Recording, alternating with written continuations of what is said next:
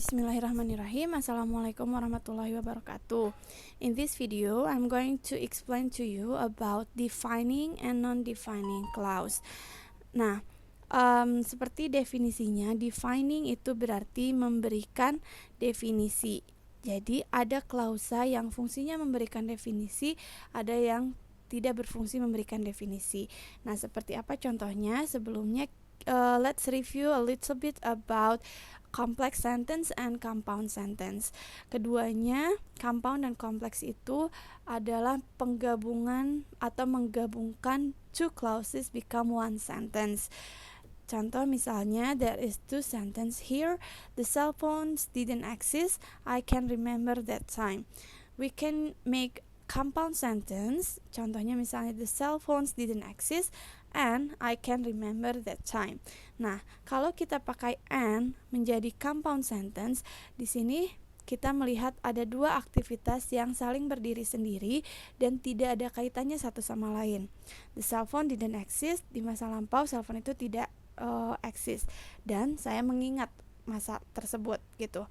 Jadi ada dua kegiatan yang saling terpisah, tidak ada kaitannya satu sama lain. But then in complex sentence, satu klausa dengan klausa yang lainnya itu saling berkaitan. Satu klausa dependent membutuhkan independennya dan independent clause-nya juga dijelaskan oleh si dependentnya.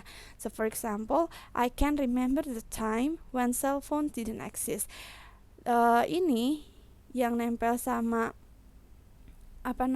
conjunction-nya atau relative pronoun-nya menunjukkan dependent clause. Kalau dipisahkan ketika cell phone tidak eksis, itu tidak dipahami maknanya, maka kita membutuhkan independennya. I can remember the time. Saya bisa mengingat waktu ketika cell phone tidak ada. Let's see another example to have clear understanding. For example, children eat ice cream with their hands and I don't like them. Nah, kalau kita pakai compound sentence, it becomes the children eat ice cream with their hands and I don't like them. Anak-anak itu makan es krim dengan tangannya dan aku tidak menyukai mereka.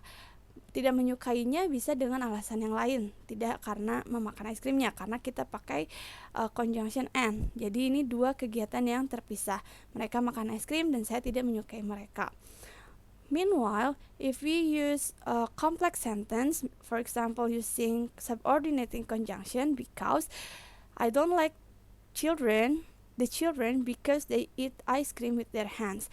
Jadi menunjukkan relasi satu klausa dengan klausanya, menunjukkan sebab akibat.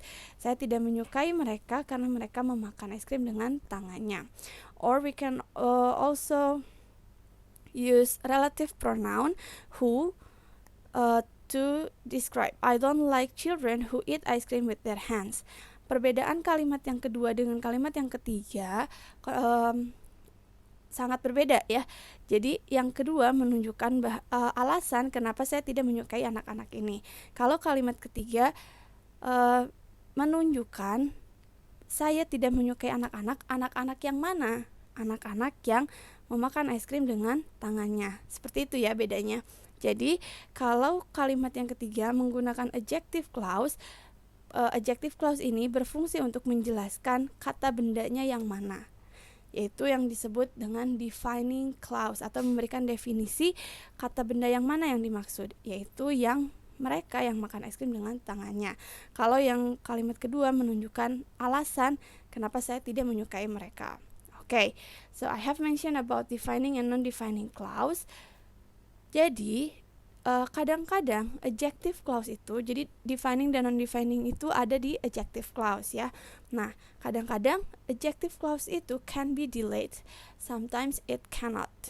Kapan adjective clause itu bisa di-delete? Kita kasih contoh di sini. For example, sentence 1, chocolate that many people adore is fattening. Coklat yang disukai oleh banyak orang is fattening, membuat gemuk ya. And then we delete the adjective clause, it becomes chocolate is fattening. Tidak ada perubahan makna, si kalimat independennya masih bisa dipahami. But then if we see the second example, she is the lady who lent me her phone, dia adalah perempuan yang meminjamkan teleponku, maka ketika si adjective clause-nya dihilangkan, if we delete the adjective clause, we miss one important information. She is the lady. Lady yang mana gitu. Kalimatnya independent, bisa dipahami dia adalah seorang perempuan, tapi ada definisi perempuan ini yang hilang. Perempuan yang mana yang dimaksud? Nah, itulah defining dengan non-defining clause. Jadi yang pertama, clause yang that many people adore itu tidak berfungsi mendefinisikan coklat. Tapi kalimat klausa yang di kalimat kedua, who lend me her phone, klausa ini berfungsi untuk mendefinisikan si lady. Gitu.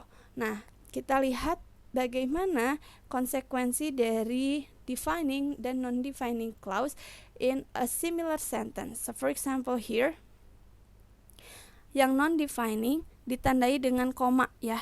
Jadi di antara klausanya ada koma. Contoh, his brother who works at the supermarket is a friend of mine.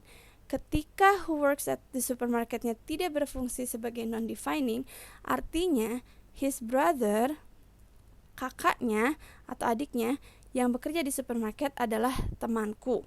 Berarti dia hanya mempunyai satu kakak dan kakaknya ini kerja di supermarket. Tapi ketika kita menggunakan defining clause, his brother who works at the supermarket is a friend of mine, maka si who works at the supermarket ini mendefinisikan brother yang mana yang dimaksud. Berarti he-nya ini, dia itu punya lebih dari satu brother, dan yang temanku itu, yang saya bicarakan itu adalah yang bekerja di supermarket. Begitu. Karena who works at the supermarketnya berfungsi untuk mendefinisikan si brother. Itu ya. Kita lihat contoh yang lainnya. It is hoped that we will raise 10,000 euro for local charities, which help the homeless. Berarti ini non-defining.